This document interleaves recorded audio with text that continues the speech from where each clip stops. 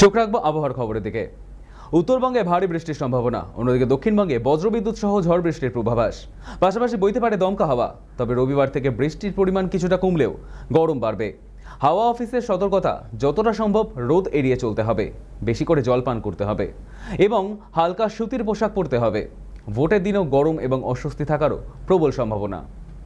উত্তরবঙ্গে আহ, বজ্র মানে বিদ্যুৎ সহ দমকা হাওয়া সহ মেঘ তৈরি হয়ে বৃষ্টি হওয়ার সম্ভাবনা রয়েছে। প্রত্যেকটি জেলাতেই সম্ভাবনা রয়েছে।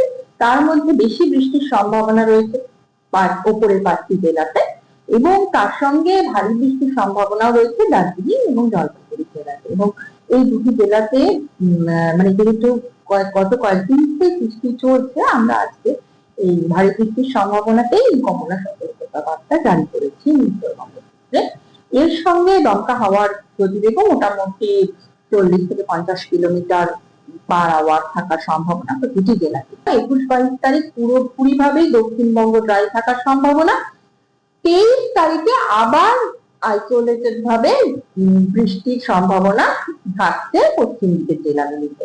মানে বৃষ্টির সম্ভাবনাটা আস্তে আস্তে কমছে, যার ফলে তাপমাত্রা বৃদ্ধি পাবে।